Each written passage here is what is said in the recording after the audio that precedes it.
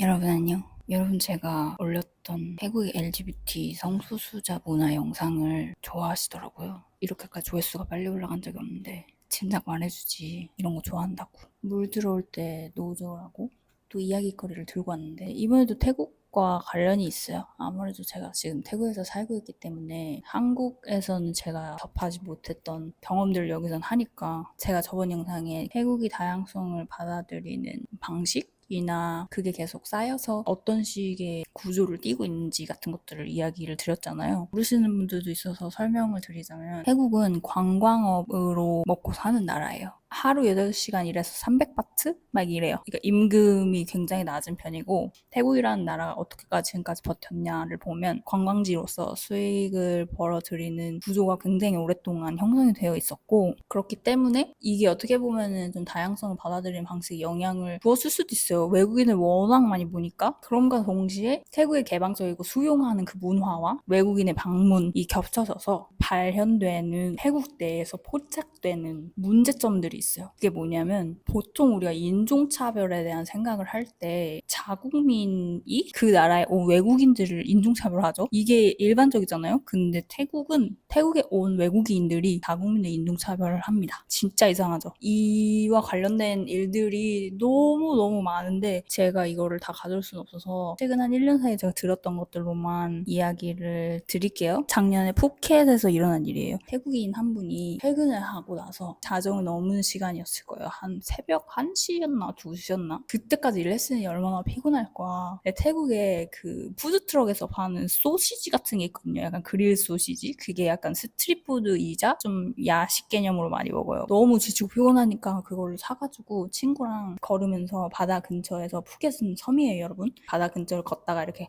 한 곳에 앉아가지고 그걸 먹고 대화를 하고 있었는데 뭐 이렇고 저렇고 갑자기 어디선가 발자국 소리가 쿵쿵쿵쿵쿵쿵 이렇게 들리더니 어떤 사람이 그분의 등을 이렇게 팍 쳤나? 이분이 이제 깜짝 놀라가지고 이렇게 쳐다본 거지 뭐지? 이러고 봤는데 어떤 외국인 남자가 이렇게 핸드폰을 들고 촬영을 하면서 여기서 나가라는 식으로 얘기를 한 거야. 푸켓은 섬이지만 태국이에요, 여러분. 태국의 섬이고 다리가 연결이 되어 있어요. 육지랑 인천 영종도처럼. 그리고 엄청나게 번화된 섬이자 도시거든요. 리조트 같은 사업이 굉장히 많아요. 부자들도 많이 살고 거주하는 외국인들도 굉장히 많아. 그렇게 나가라고 한 거야. 너 왜 여기 앉아있어? 너 나가. 이렇게 한 거야. 그 태국인 입장에서는 뭔 개소리지? 지금 내가 태국인이고 여기 태국이고 퇴근하고 바다를 보면서 꽃을 먹고 있는 게 아무것도 사실 잘못된 게 없잖아. 근데 어떤 외국인이 와서 폭행을 하고 나가라고 한다? 이 사람이 이제 이 상황이 맥락이 이해가 안 되니까 어리둥절한 거야. 근데 알고 보니까 바닷가 인근에 지어진 뭐 도보 5분 리조트였는 뭐 맨션인지가 있었고 맨션에서 그 바다로 걸어갈 수 있는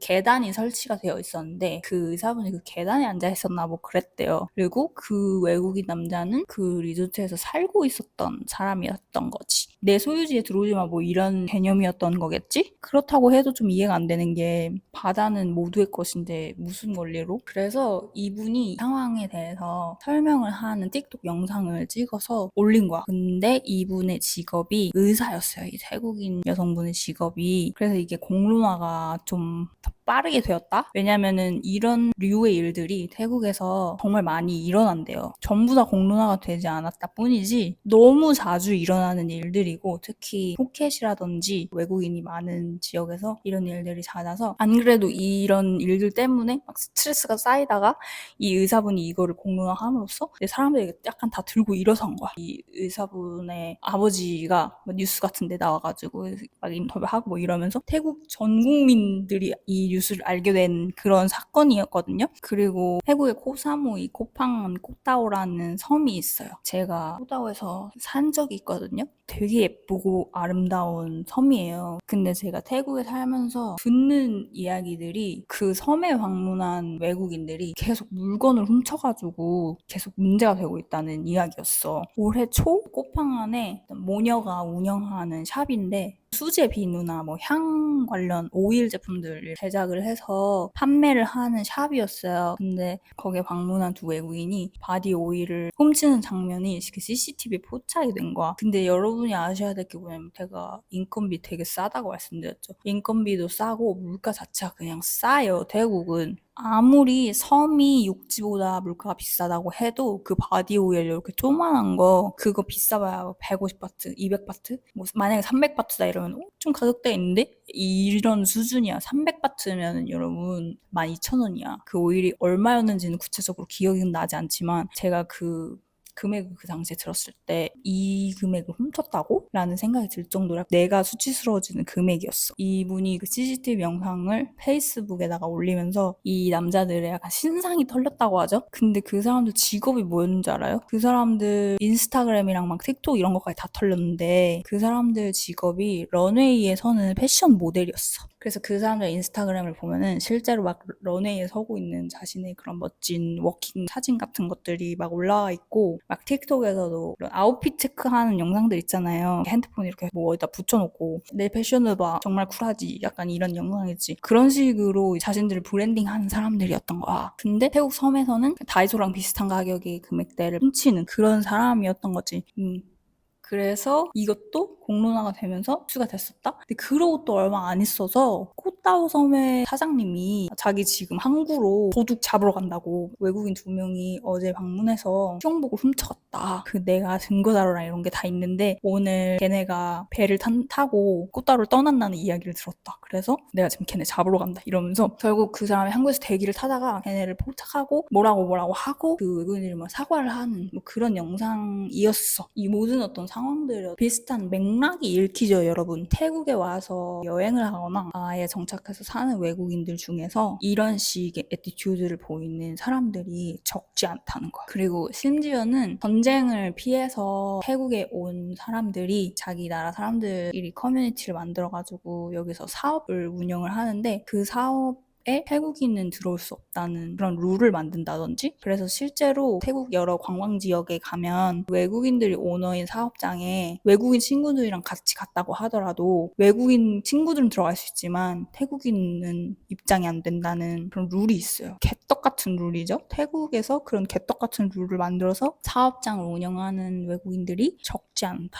그 런웨이 모델들도 보면은 그들이 그렇게 소셜에 업로드를 한 그런 자신의 멋지고 잘나고 어떤 쿨함을 보여줄 수 있는 그런 모먼트들의 사진들이 자기가 되고 싶은 모습이겠지? 내가 되고 싶은 모습? 그리고 사람들이 나를 어떻게 봐줬으면 좋겠다 하는 게 그런 모습일 거 아니야. 실제로는 태국에 와서 바디 오일을 훔쳐가는 게 그 사람의 민낯인 거지. 저는 사람들의 민낯을 보고 싶지 않거든요. 궁금하지 않아. 어차피 민낯은 다 추잡스러워. 인간의 민낯은 다 추잡스러운데 그냥 우리 적당히 그것을 조금 억누르고 서로 약간 거리를 두고 성숙한 인간인 척 연기하면서 살아가는 거라고 나는 생각을 하거든. 서로 좀 존중하면서. 근데 태국은 사람들이 자기의 민낯, 밑바닥을 이렇게 꺼내가지고 근데 제 눈앞에 이렇게 보여주는 그런 느낌이 있어요. 태국에 살면서 이런 이야기들 들을 때마다 이거 너무 열등감이잖아요, 여러분. 내가 살던 그 나라에서 인정받지 못했던 어떤 나의 가치나 나의 정체성 같은 것들을 태국이라는 나라에 와서 내 피부 색깔이 하얗다는 이유로 뭐 선진국에서 왔다는 이유로 내 배경이 그렇다는 이유로 태국인들은 나보다 아래야. 태국이라는 나라에서 내가 마음대로 할 수 있어. 뭐든지. 이런 식의 애티튜드를 취하는 거잖아. 그러니까 이 사람들의 선민의식의 기저에는 결국 열등감이 있는 거잖아. 이거를 목격을 할 때마다 저 자신도 좀 돌아보게 되지만 옛날에 제가 읽었던 그 허지웅 작가님 글에 자신이 원하는 어른의 모습으로 늙어가기란 얼마나 어려운가 이런 문장이 기억이 나거든요.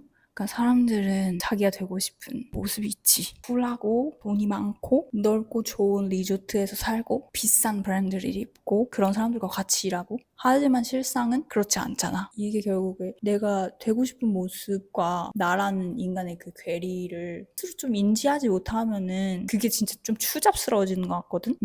그런 것 같아요. 내가 되고 싶은 모습으로 살아간다는 게 얼마나 어려운가. 지금은 사람들이 명확하게 나를 브랜딩하는 시대잖아요. 내가 만드는 컨텐츠들이 팔리는 시대니까 연예인이 아니었던 그냥 개인 일반인들도 그런 컨텐츠를 제작해서 만듦으로써 수익을 만들 수 있는 그런 구조를 띠게 되었고 그냥 그런 지점에 대해서 생각을 했던 거야. 어떤 소셜에서 보여지는 모습들이 얼마나 허구인가. 허구라고 하면 정확한 표현일까? 그들이 만들어낸 브랜딩한 그 모습들을 내가 부러워하거나 질투하는 것 자체가 그럴 필요가 없다는 거지. 사실은 다 만들어진 거니까. 우리가 진짜로 경계해야 하는 부분은 내가 아주 대단한 사람이라고 착각을 해서 나와 타인의 관계에서 등급이나 계급을 매기는 행동을 한다든지, 아니면 내 열등감과 욕망 같은 것들을 면하지 못하고 약간 추잡스럽게 표출하고 있진 않은가? 그냥 스스로 그걸 어떻게 생각하는지 좀 고찰해볼 필요가 있지 않을까? 제가 LGBT 영상을 올리고 나서, 올린 직후에 팔로워가 실시간으로 막 떨어지는 거예요. 그거를 보고 무슨 생각을 했는지 아세요?